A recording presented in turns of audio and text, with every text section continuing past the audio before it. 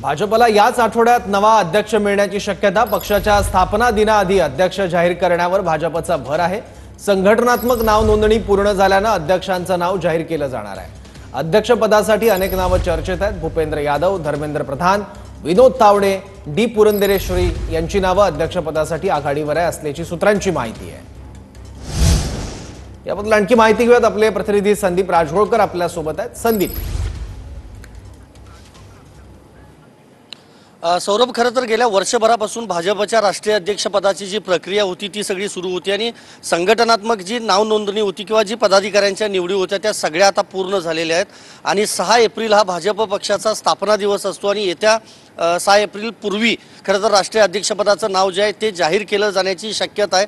सूत्रांकडून ही खरं तर माहिती मिळते।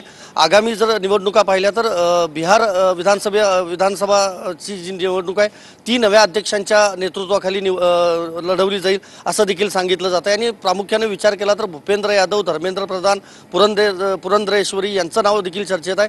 विनोद तावडेंचं देखील नाव चर्चेमध्ये आहे। जर विनोद तावडे राष्ट्रीय अध्यक्ष झाले तर नक्कीच मराठी चेहरा एक भाजपचा राष्ट्रीय अध्यक्ष होऊ शकतो। सध्या JP नड्डा जे आहेत त्यांच्याकडे मंत्रिपद देखील आलेलं आहे, त्यामुळे दुसरा अध्यक्ष निवडला जाणार याची चर्चा सुरू होती। आणि आता संसदेचं जे अधिवेशन आहे ते पुढचे 2च दिवस चालणार आहे, 3 आणि 4 तारखेला। त्यानंतर अधिवेशन संपणार आहे, त्यापूर्वी नव्या अध्यक्षाचं नाव जाहीर केलं जाईल। मात्र संपूर्ण देशभरातल्या भाजप कार्यकर्त्यांमध्ये उत्सुकता असणार आहे की नवा अध्यक्ष कोण असणार याची।